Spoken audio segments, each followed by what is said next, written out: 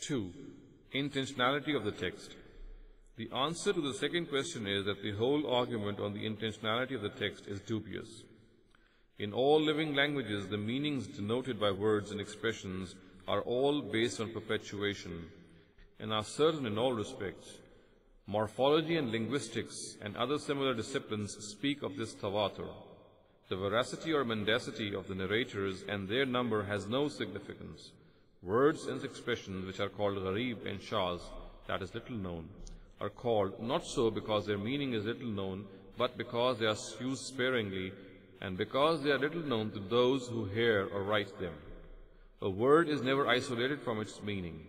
As long as a word remains in usage, we can be unaware of the meaning of a word and also err in ascertaining it, but this cannot be imagined that it is used without being absolutely certain of the meaning it conveys in all or some period of time. The understanding when a word is used metaphorically and used as a veiled reference, or when there exists a general connotation and when a specific one, all are mutawatir. This is the common heritage of man in every language of the world.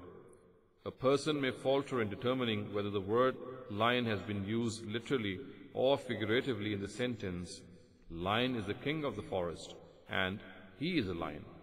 However, the collective comprehension of mankind can never err in this regard, and in the light of its understanding, we can correct a person who makes a mistake in this regard. It is because of this reality of a language that whatever we read and write, we do so with confidence that people will understand the very meaning that we intended to convey. If for a single instant one comes to know that in documents which are written every day, judgments which are pronounced, rulings which are enacted, announcements and notices delivered, and knowledge and disciplines which are communicated, the intentionality of a text is ambiguous, then everything will become meaningless. Thus, this view is nothing less than skepticism, which has no place in the world of knowledge. Shah Ismail Shahid, while commenting upon this, writes, "A person who has even the slightest skill of appreciating linguistic styles clearly knows that this viewpoint is based on gross and multiple ignorance, because the meaning for which a word stands for is based on perpetuation. Thus, the question does not even arise for any discussion on the issue of the infallibility of the narrators." Shah Ismail Shahid, Tabaqat, page 5. 3. Muhkam and Mutashabih.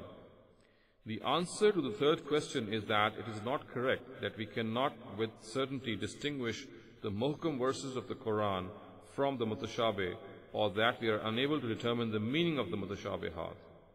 All verses of the Quran on which its guidance is based are muhkam, and mutashabih are only those verses which mention certain blessings and torments a person may encounter in the hereafter, and these are stated through parables or similes. Similarly, such verses state the attributes and actions of God or mention something which is beyond the grasp of our knowledge and observation, like God blowing His Spirit into Adam, the birth of Jesus without a father, or various places and circumstances one may encounter in paradise and hell. All things for which words have not yet been invented can only be stated through parables and similes. The facts of an unknown world are stated through these very means in the literature of all languages of the world. For example, 200 years ago, if a person had foreknowledge of electricity bulbs, but at that time they had not been invented, he would perhaps have said, "Lanterns, which would neither require oil nor fire, will one day light up the world." The nature of mutashabih verses is no different. Neither are they unascertainable, nor is there any ambiguity in their meaning.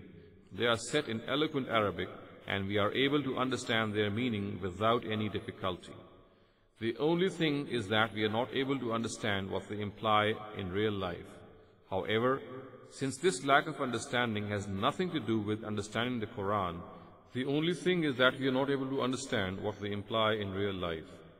However, since this lack of understanding has nothing to do with understanding the Quran, a believer should not get after determining what they imply.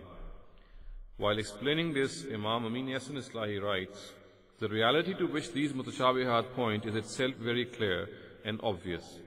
Human intellect can understand that part of it which is essential for it to understand. However, since it belongs to an unseen world, the Quran mentions it through parables and similes so that the students of the Quran can understand it as per their capabilities and consider that only God knows what their real form and shape is. These mutashabihat relate to attributes and works of God or to the reward and punishment of the hereafter. We are able to understand them to the extent we need to understand them, and this increases our knowledge and faith. But if we go beyond this and start to seek their real form and shape, then this will only lead us astray. The result of this is that while wanting to clear one doubt from the mind, a person ends up gathering many more. So much so, in this quest to know more, he loses what he had gained and refutes very clear facts just because he is not able to ascertain their form and shape. Amin Yasin Islahi, Tadabbur-e-Quran, Volume 2, pages 25 and 26. In the verse of the Quran, from which people have deduced the fact that no one can understand the meaning of the mutashabihat verses, the Almighty does not say that no one except Him knows the meaning of the mutashabihat verses. On the contrary, He says that no one knows the form and manifestation of what is conveyed by these verses. The Quranic word used is ta'wil, and it is used in the meaning here as it is in the following verse. وَقَالَ يَا أَبَتِ هَذَا تَأْوِيلُ رُؤْيَايَ مِنْ قَبْلُ قَدْ جَعَلَهَا رَبِّي حَقًّا. And Joseph said, Father, this is the meaning of my dream I saw earlier. My Lord has made it a reality. Surah number 12, verse 100. Everyone knows the meanings in which this dream is stated in the Quran. Even an ordinary student of this book understands without any difficulty the meaning of the verse in which this dream is mentioned. However, the true manifestation of the sun, the moon, and the 11 stars bowing before Joseph ﷺ could only have been ascertained by a person once these words manifested themselves in reality. These are the things which the Quran calls mutashabih, and as people contend, they do not mean something which is ambiguous and vague. Thus, the mutashabihat in no way undermine the status of the Quran as the Furqan and the Mizan. The verse under discussion is, هُوَ الَّذِي أَنزَلَ عَلَيْكَ الْكِتَابَ مِنْهُ آيَاتٌ مُحْكَمَاتٌ هُنَّ أُمُّ الْكِتَابِ أُخَرُ مُتَشَابِهَاتٌ فَأَمَّا الَّذِينَ فِي قُلُوبِهِمْ زَيْغٌ فَيَتَّبِعُونَ مَا تَشَابَهَ مِنْهُ ابْتِغَاءَ الْفِتْنَةِ وَابْتِغَاءَ تَأْوِيلِهِ وَمَا يَعْلَمُ تَأْوِيلَهُ إِلَّا اللَّهُ وَالرَّاسِخُونَ فِي الْعِلْمِ يَقُولُونَ آمَنَّا بِهِ كُلٌّ مِّنْ عِندِ رَبِّنَا وَمَا يَذَّكَّرُ إِلَّا أُولُو الْأَلْبَابِ. It is He who has revealed to you the book.